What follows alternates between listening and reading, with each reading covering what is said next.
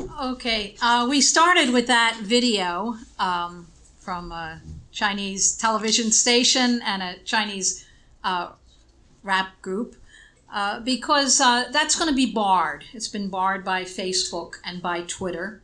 It's one of 900 accounts that are believed established by the Chinese government to deliberately sow discord by undermining the legitimacy of the political protest movement in China. That's a direct quote. And along with that, they're going to shut down accounts for a larger network of about 200,000 Twitter accounts before they even become active. Facebook's head of cybersecurity said that they had also removed Facebook accounts for 15,000 people and another 2,200 members who are under investigation as having dangerous connections to China. And the new controls, however, they went out of their way to say don't apply to taxpayer-funded entities in the U.S. Now that means groups like the National Endowment for Democracy, in case you're wondering what tax-funded entities are talking about. So any of their sites aren't under attack. They also said it wouldn't apply to the Voice of America and other US-owned or UK-owned, like the BBC, social media platforms. So the only ones who apparently are spreading any disinformation on the protests is anyone who's supportive of China. And they are going to remove their sites. Seems two-faced, it seems contradictory. Any position that undermines the legitimacy of the political positions of the Hong Kong protest movement isn't going to be allowed to stay up. So tonight's an experiment. We'll see how long even this live stream stays up, right? But it's important to know what they're trying to do. They want to project one message, and they want to demand that the people of the whole world only get that message. Now, what are the demonstrations in Hong Kong? What are the issues? We're told again and again and again that these demonstrators are simply pro-democracy. And that's why the U.S. government is so overwhelmingly supportive. Why are the protesters regularly flying U.S. and British and Hong Kong colonial flag, the old colonial flag, in their demonstrations? Both in the mass demonstrations and even in the street confrontations, as they break into things, as they're throwing Molotov cocktails and flaming bricks and bars and so on.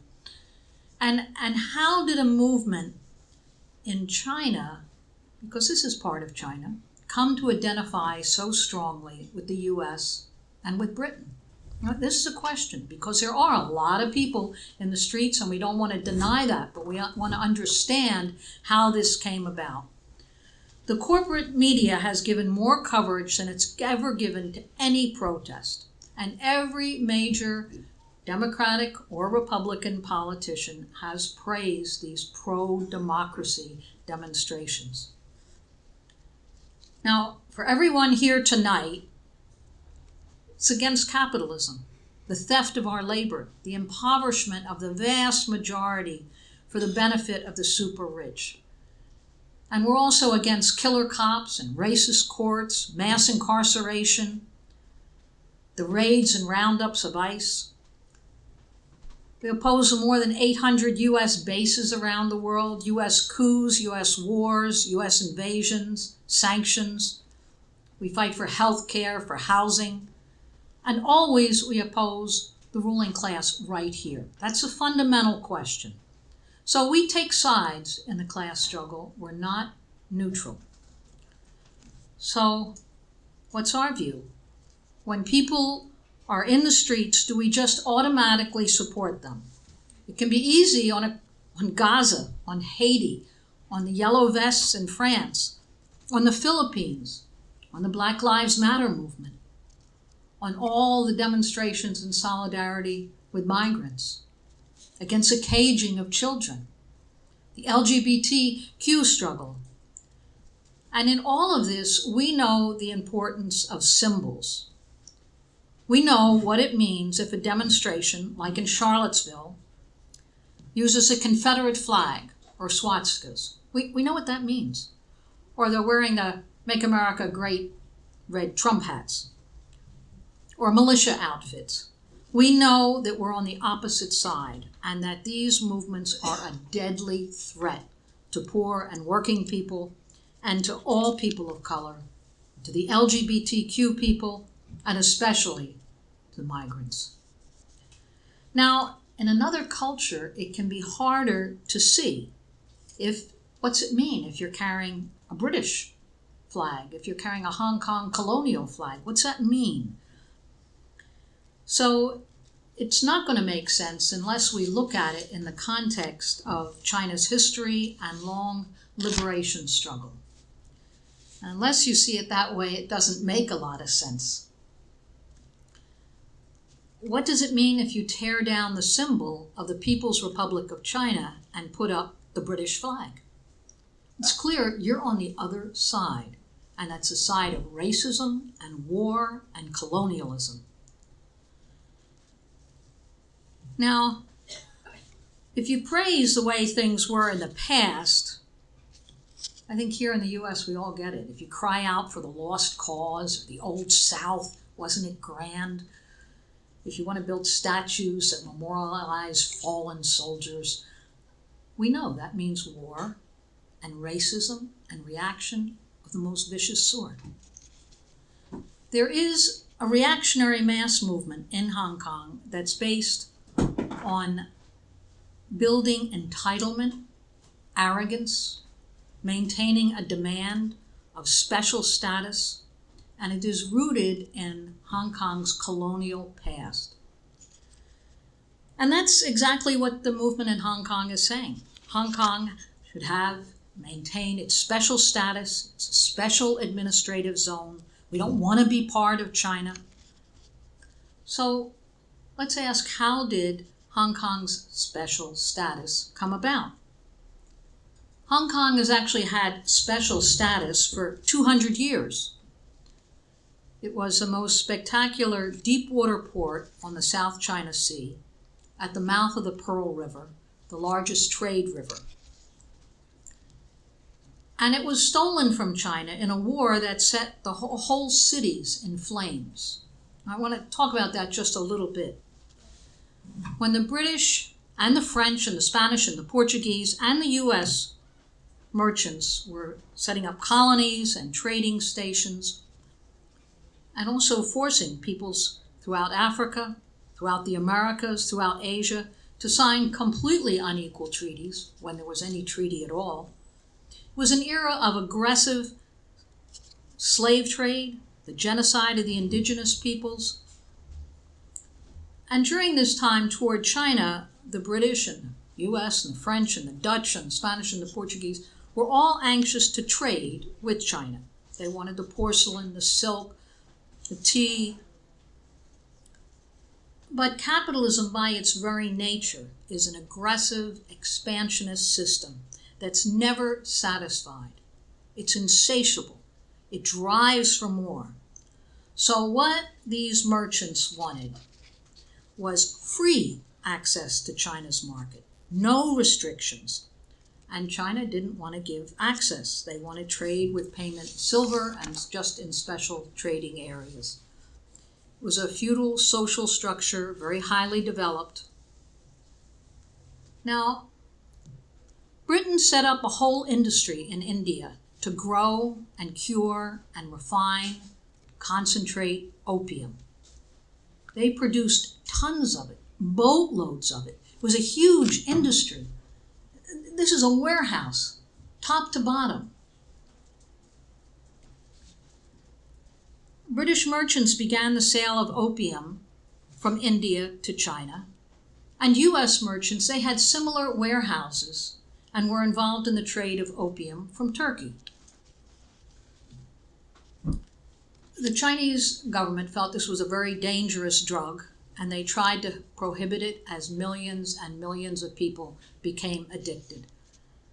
And they first outlawed it, and then when that had no impact on the merchants, they seized and burned 2.5 million pounds of opium, just what was in the warehouses at that time. There were 2 wars fought and lost by China to try to restrict the opium trade, but they didn't have the military technology of the West. There was a British invasion of China with gunboats, more powerful than any weapons that the Chinese Empire had. And the British, in a block with the other imperialist powers, set up a blockade of the Pearl River. They sent a full-scale military expedition, naval expedition, with 44 armed steamships, heavy cannon, rockets, infantry, long-range fire, and the antiquated Chinese warships were absolutely destroyed. And then the British ships sailed not only up the Pearl River, up the Zhujiang River, the Yangtze River. They occupied Shanghai, seized the tax collection barges, literally looted entire cities. China was defeated and was forced to sign a completely unequal treaty, a whole series of unequal treaties. The U.S. also had a whole series of completely unequal treaties that gave these merchants access to all the major port cities in China. And in fact, these treaties were really terms of surrender. China was actually forced to pay reparations for the burned opium.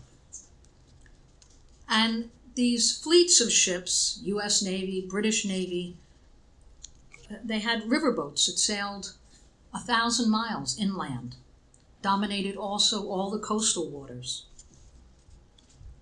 This map is very interesting if you can make it out, but it shows this network going into all the rivers of China for the opium trade. A lot of other trade. If you didn't like the terms a merchant gave, you simply blasted the gunboats and destroyed the warehouse. That settled it. And this was well understood.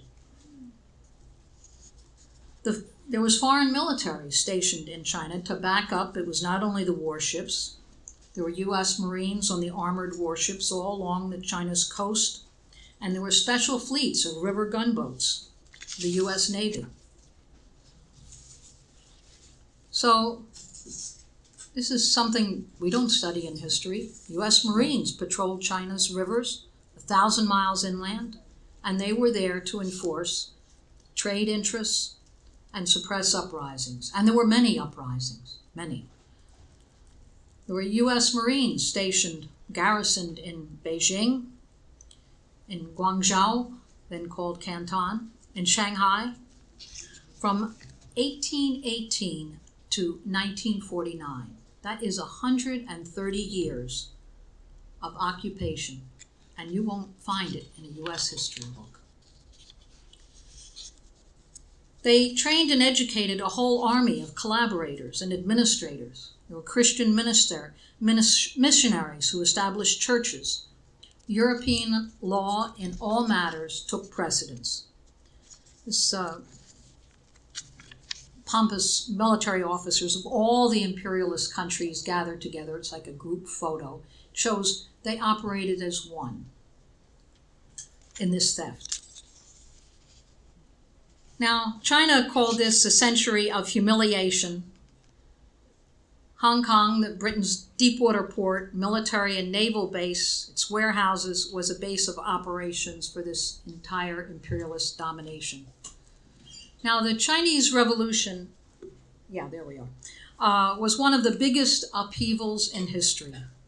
The standing of the Chinese Communist Party is based in no small part on its ability over the past 70 years to break with the humiliations, chaos, and constant war, the famines caused by past gunboat diplomacy, the decades of occupation by numerous foreign troops, the harsh and unequal treaties.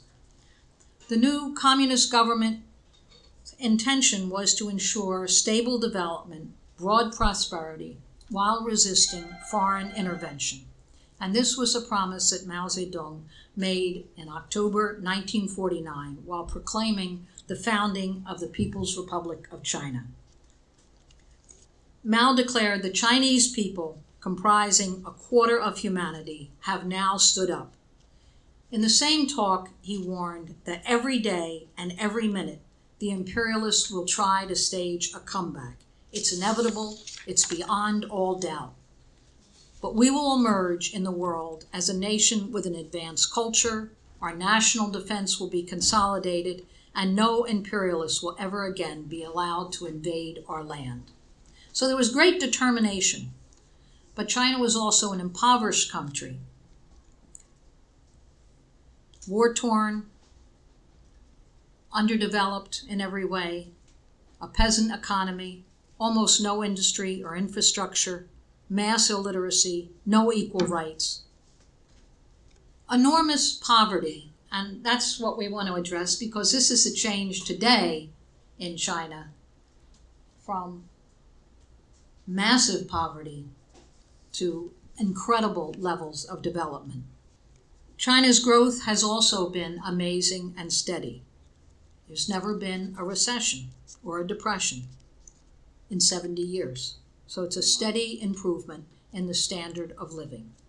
There have been many struggles over political line, over what path of economic development, many struggles internally. But the Chinese Communist Party has maintained control and steered through and kept the country unified, and it's no small accomplishment. The UN figures it's the first country that actually succeeded in ending poverty and illiteracy. Those aren't just China's figures, those are UN admission. And during this time, both Hong Kong and Taiwan were the backdoor escape routes for the warlords and the feudal lords and the Chinese and foreign capitalists escaping the Chinese Revolution. And that both the US in Taiwan and Britain in Hong Kong provided a military and economic cover to pull these areas of China away from the revolution and use them as a spear against the revolution. Now, in 1967, there was an uprising in Hong Kong. Let's go back to Hong Kong because really we could spend days, weeks, books, and have that's all been done, movies on the Chinese Revolution. But let's see what was happening in Hong Kong.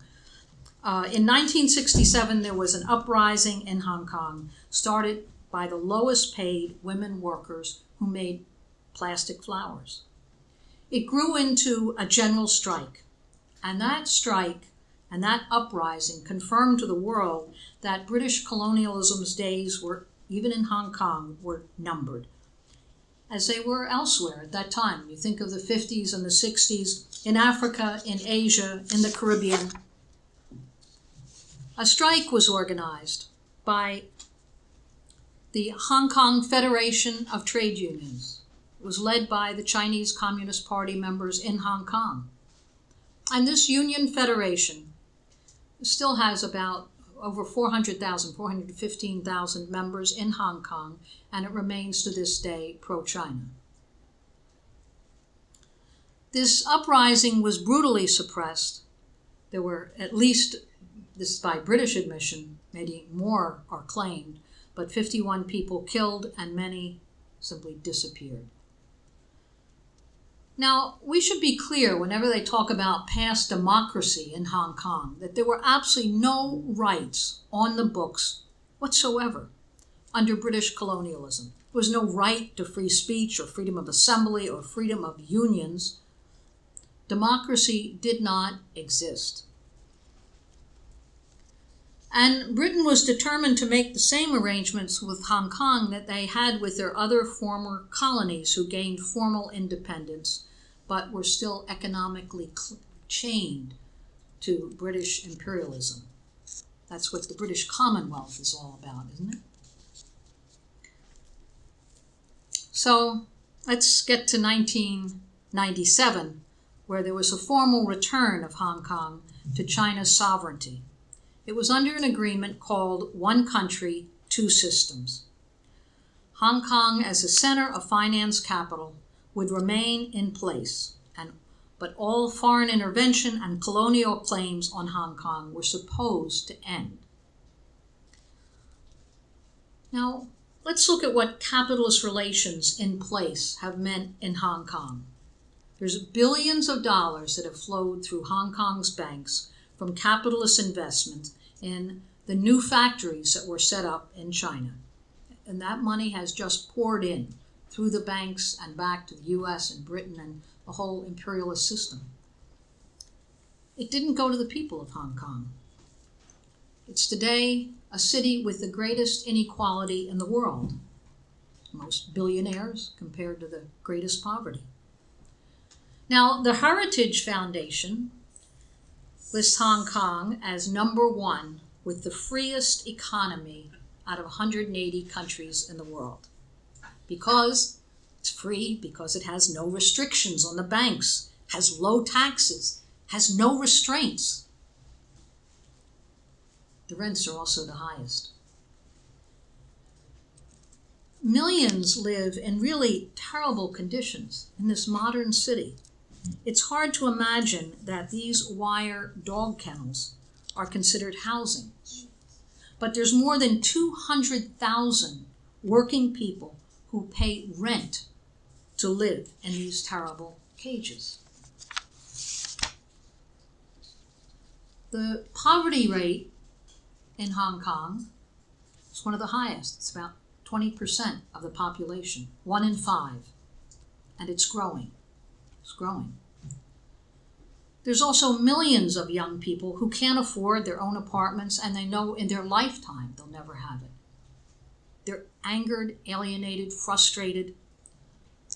Almost all apartments are subdivided into tiny spaces, sublet to others. Whole families live in one room, except for the very rich. And then there's the homeless in Hong Kong. That means that even a cage is unaffordable. And their numbers have tripled in the last 5 years. Now, the US and British efforts to undercut Hong Kong's return began in advance of their signing in 1997. Shortly before the transfer of sovereignty, Britain hastily set up, after 150 years of appointed officials, a partially elected but still mainly appointed government. And they established and funded political parties composed of their loyal collaborators.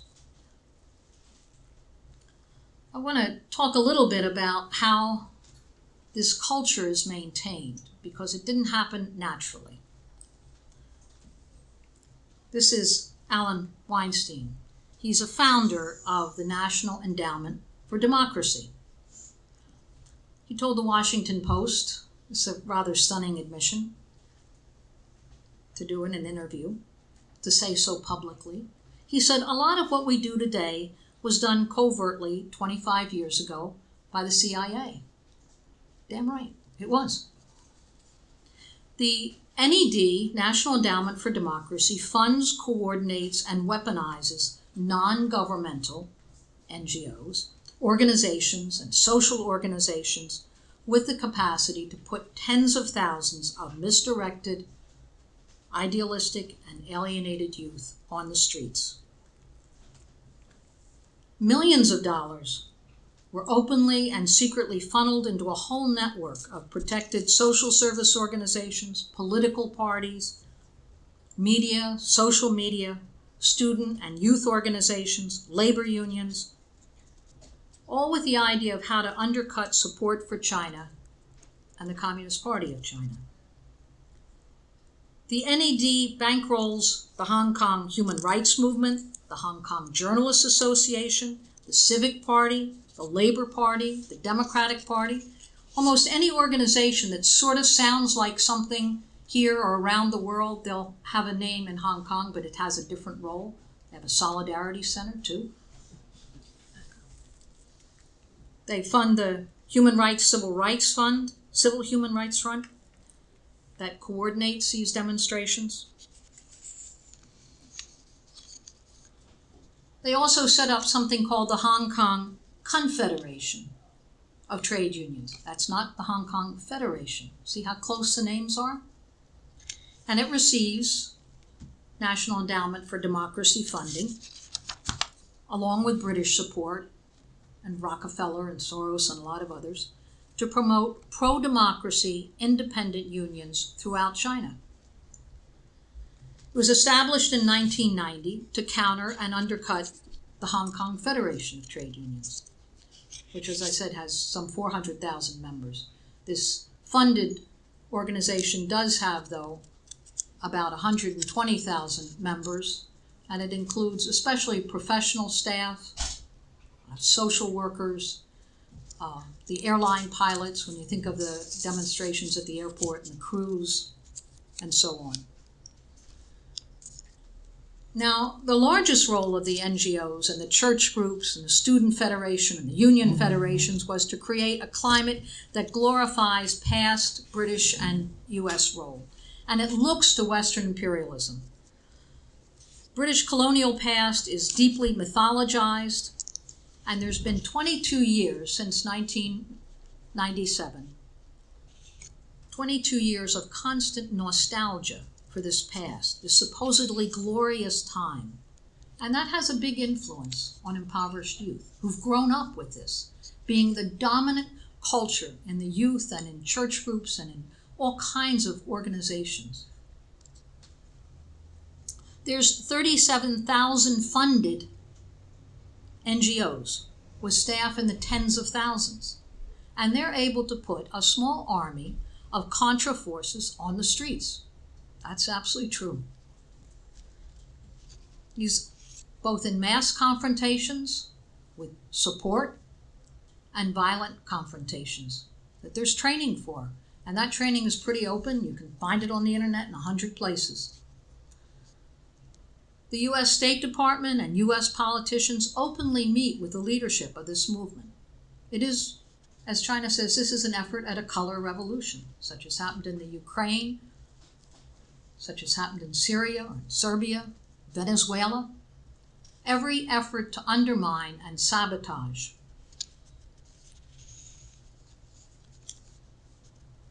Now, there's a larger effort to pull Hong Kong away from China as a way to really disrupt the socialist direction of China, which is becoming stronger and stronger, and imperialism is just beginning to realize that. So the goal is to promote a hostile, suspicious attitude toward China, toward communism, toward every form of socialism, and to foster a false concept of a past democratic Hong Kong with a distinct identity. Now, we could ask ourselves, is this just coincidence, or is this part of the arrest of the CEOs from China, the effort to block Huawei and 5G technology, the ban on software, the electronic components of Huawei technology? Is this part of the trade war? Is it connected to the military encirclement of China with missiles and 400 bases and aircraft carriers? Is it connected to the trade war or the effort to block China's companies from global markets? Is this a distinct development, or is this part of a full-court press against China to see if they can dislocate the leadership and the policies? Now, Xinhua News had an interesting editorial. They said, obviously, the U.S. arrogant demands are beyond the scope of trade negotiations and touch on China's fundamental economic system. It shows that behind the U.S. trade war against China, the U.S. is trying to invade China's economic sovereignty and force China to damage its core interests. So that's really even how China, they understand what this is. China today has a highly skilled and educated working class, many times larger than the US and the European Union and Japan all combined. It has advanced technology, internal cohesion, and many trading partners, and getting more and stronger trading partners. So it's in a strong position to resist US demands, but that doesn't mean the demands aren't being made. There's lots of capitalists in China. We should admit that. It's a contradictory policy. We should admit that. But the state industries predominate, and they are becoming stronger and stronger. And the largest banks are all state-owned. Now, just across the river, I'm going to wind up on this, from Hong Kong sits the city of Shenzhen. It was one of the special economic zones established to lure Western technology. And these zones originally, with thousands of labor-intensive factories, millions of workers earned low wages, and they were centers of capitalist exploitation and enormous profits for U.S. and other global capitalists. Shenzhen grew from a fishing village, then to a small city of 30,000 in 1979, to a megacity of 20 million, with the largest migrant population also in China. It has a population 3 times the size of Hong Kong, just next door. It's just on the other side of the river. With investments via Hong Kong, this new city became a massive, polluted factory town with sweatshops spewing out dark clouds of toxic smoke. That's a fact. The central government and the Chinese Communist Party made a decision to reverse course in Shenzhen and in all the cities of China. This was a big discussion, to give priority not only to raising the standard of living and education and consumer goods, but also to really change the environment and the climate and the living conditions, and to use central planning to quickly reach these goals. And their goals are way beyond the Green New Deal of the Democratic Party here. We should just realize they are way beyond. Today, Shenzhen has the largest fleet of electric buses in the world, about 16,000, has all electric cabs, and that's just in the last 5 years since this policy began. In the past 5 years, through city and national urban planning, Shenzhen is today one of the most livable cities in China, with extensive parks, has tree-lined streets. It aims to have fully 80% of its new buildings green certified by next year, 2020. It's full of apartment blocks and office towers and modern factories with advanced equipment, manufacturing and robotics, and automation and giant tech startups.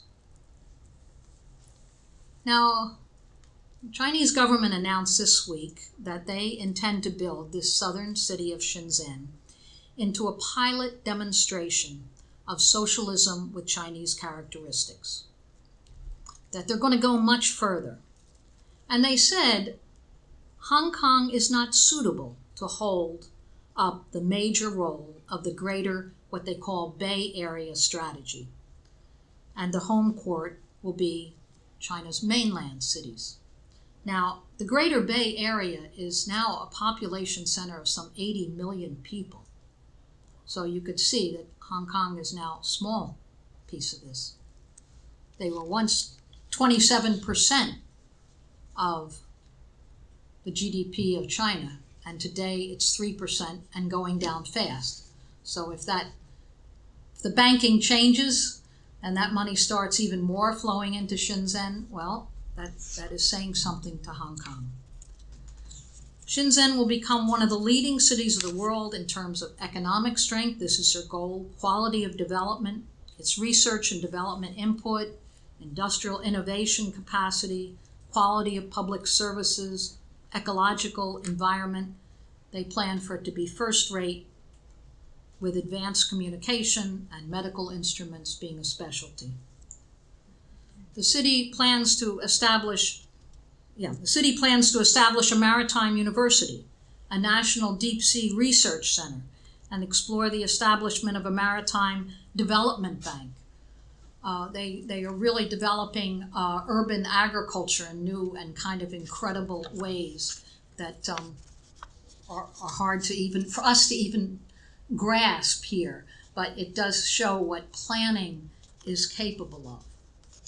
So I just want to conclude by saying that their choices, And do we stand with development, with dramatic reductions in poverty, with increasing the levels of skill and literacy, or with the cages and homelessness in Hong Kong, financed and funded movements that are organized by the National Endowment for Democracy?